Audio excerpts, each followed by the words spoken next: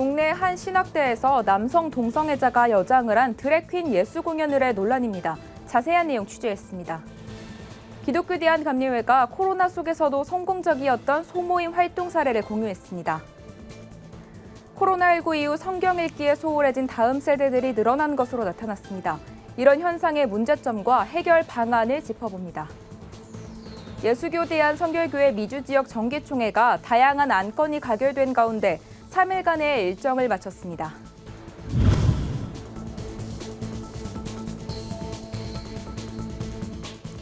여러분 안녕하십니까? 구티비 뉴스입니다. 교계 안팎에서 동성애 문제를 둘러싼 논란이 끊이지 않고 있습니다. 그런데 국내 한 신학대학교에서 남성 동성애자가 여장을 한 드래퀸 예수 공연을 한 사실이 알려졌습니다.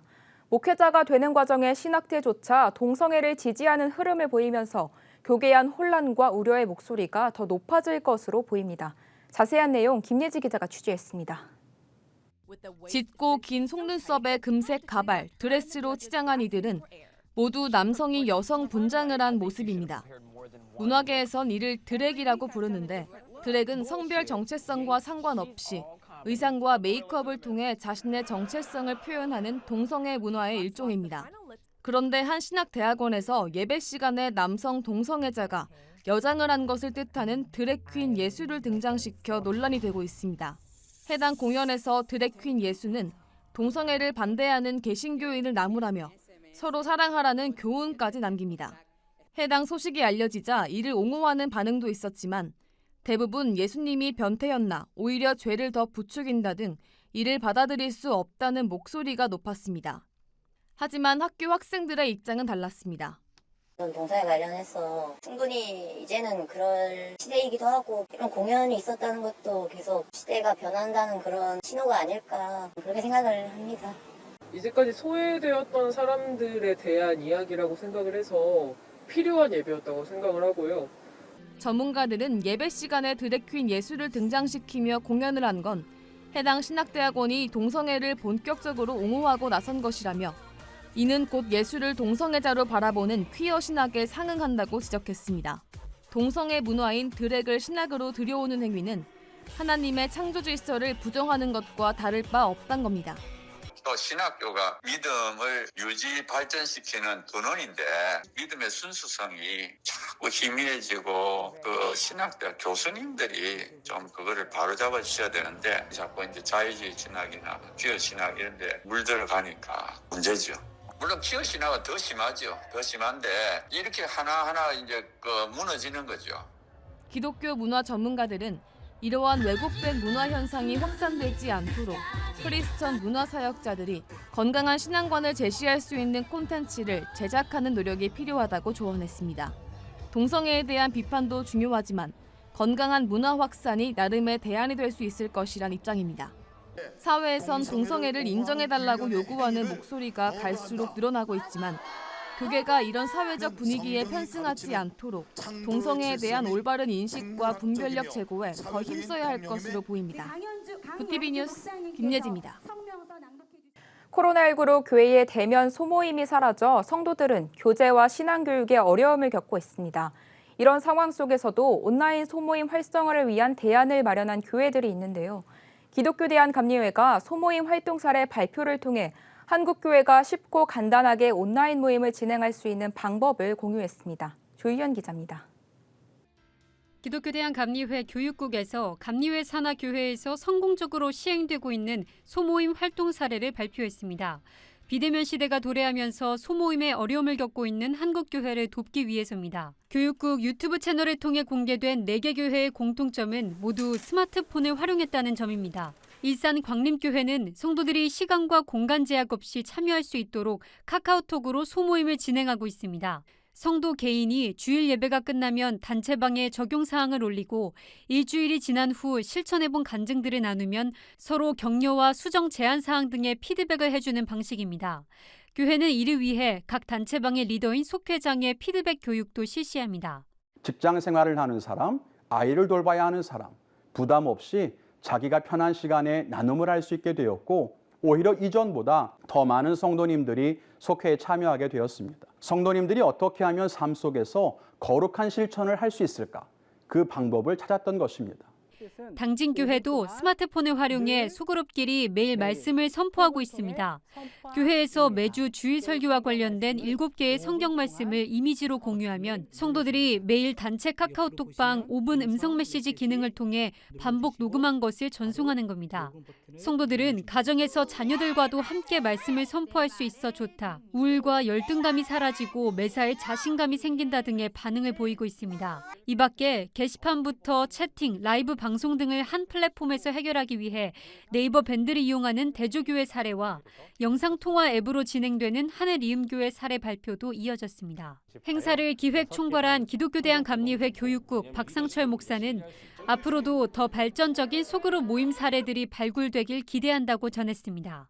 시대적 상황에 혼자 고민하기보다는 교회 공동체가 함께 답을 찾고 또 나누고 격려하는 기회가 되기를 원합니다. 또 위기 속에서 교회가 다시 부흥의 불길을 지펴나갈 수 있기를 기대합니다.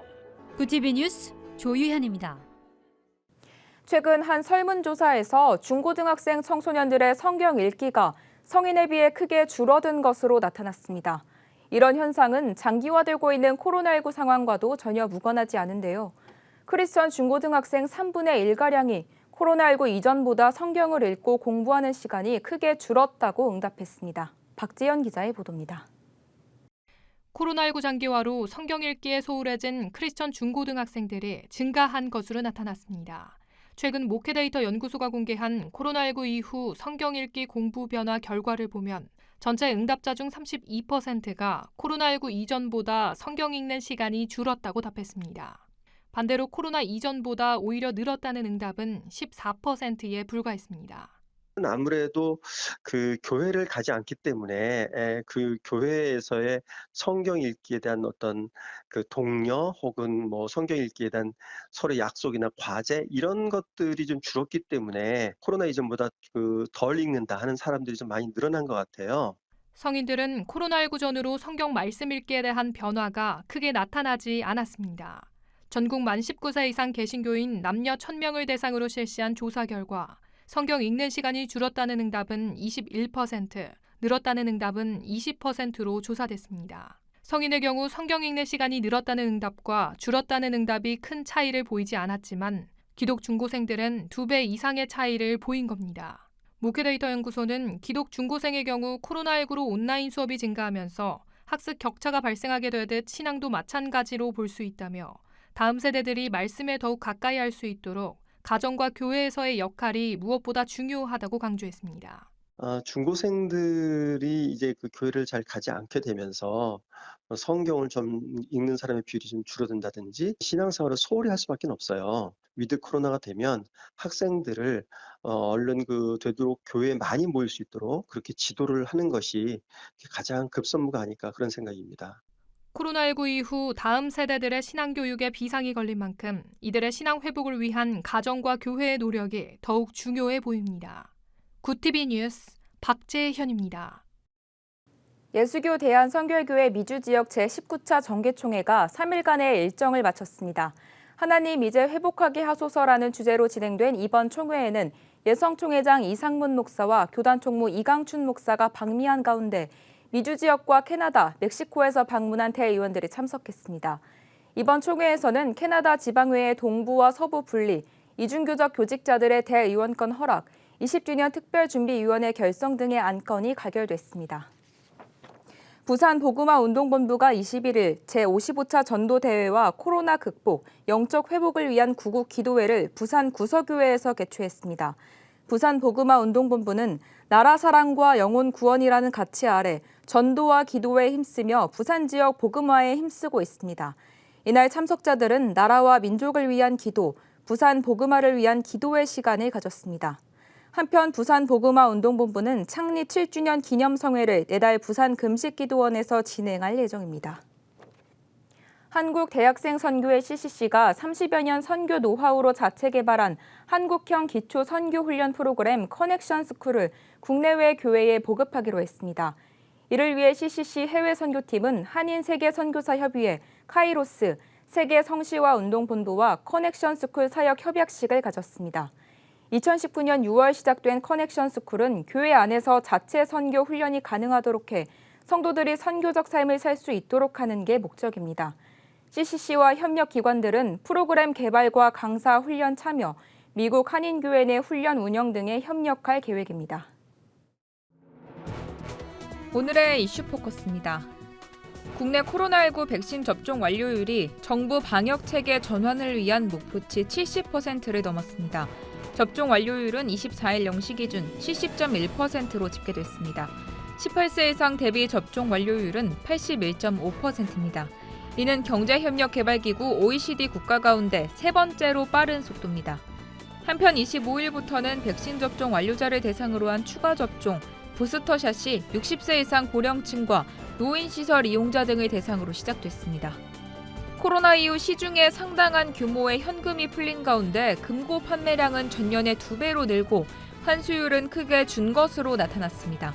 25일 한국은행, 국세청, 통계청 자료에 따르면 지난해 시중에 풀린 현금 통화는 125조 4,691억 원입니다. 반면 한국은행이 발행한 화폐 액수 대비 다시 한은으로 돌아온 화폐 비율을 뜻하는 화폐 환수율은 크게 줄어 2019년 71.3%에서 지난해 40.0%로 크게 떨어졌습니다. 특히 5만 원권은 지난해 24.2%만 돌아왔습니다. 이는 지난해 금고 판매량이 전년 약 1,273억에서 2,566억 수준으로 오른 것에서 사라진 현금의 행방을 짐작할 수 있습니다. 한국의 상대 빈곤율이 경제협력개발기구 OECD 37개국 중 네 번째로 높은 수준으로 나타났습니다. 상대적 빈곤율은 전체 인구 중 기준 중위소득의 50%에 미치지 못하는 인구 비율을 의미합니다. 한국의 상대적 빈곤율은 16.7%로 우리 국민 6명 중 1명이 기준 중위소득의 50%에 미치지 못한다는 걸로 나타났습니다. 올해 기준 중위소득 50%는 1인 가구 기준 91만 4천 원, 2인 기준 154만 4천 원, 3인 가구 199만 2천 원, 4인 가구 243만 8천 원입니다.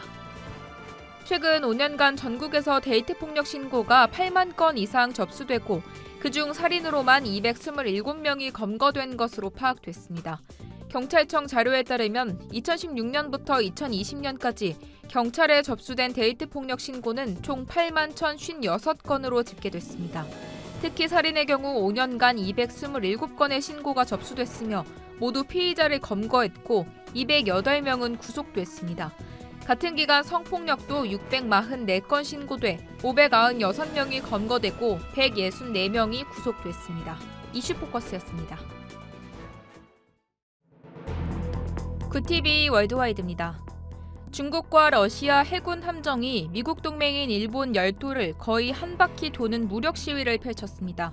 교도통신에 따르면 중국과 러시아 해군 함정 총 10척이 가고시마현 오스미 해협을 나란히 통과해 동중국해에 진입했다고 밝혔습니다. 양국 함정이 오스미 해협을 동시 통과한 것이 확인된 건 이번이 처음입니다. 아사히 신문은 일본 정부 관계자를 인용해 일본의 군사적 압력을 가하고 있는 게 분명하다고 전했습니다. 미국에서 5세에서 11세 사이의 어린이들을 위한 백신이 FDA의 검토를 거쳐 다음 주 초 보건당국의 승인을 받을 것으로 전망됩니다.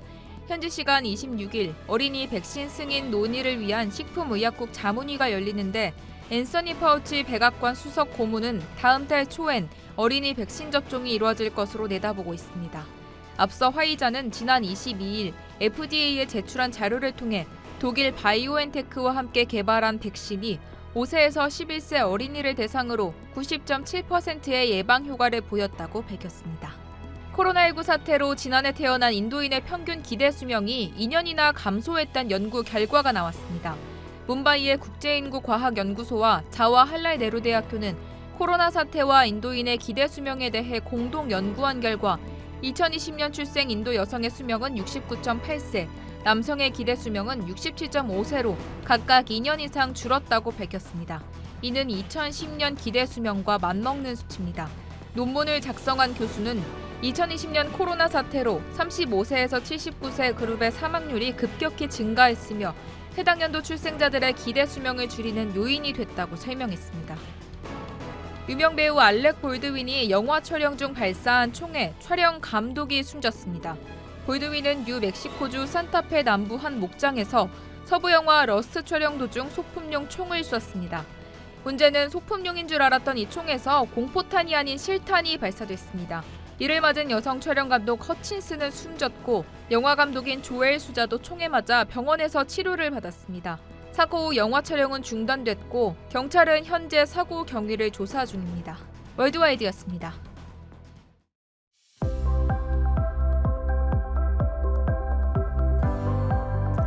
내일은 전국이 맑다가 낮부터 차차 구름이 많아지겠습니다. 당분간 낮과 밤의 기온차가 15도 이상 크게 벌어질 것으로 보입니다. 일교차가 큰 만큼 건강관리 잘 해주셔야겠습니다. 이번 주는 뚜렷한 비 소식 없이 쾌청한 날씨가 이어지겠고 기온도 평년 수준을 회복하겠습니다. 이어서 전국 날씨입니다. 내일 한낮 최고 기온은 서울 18도, 강릉 21도, 대전 19도로 예상됩니다. 대구와 광주는 20도, 부산은 22도까지 오르겠습니다. 날씨였습니다. 오늘 보도해드린 뉴스에서 한 신학교가 여장 남자의 모습을 한 예술을 표현해 논란이 되고 있습니다. 신학교 학생들도 동성애를 문화로 받아들이는 상황이 참 안타깝습니다. 기독교가 동성애의 문제점을 강조하기보다 성경적 가치관을 알리는 노력이 필요하지 않을까요? 이상으로 뉴스를 마칩니다. 오늘도 함께해 주신 여러분 고맙습니다.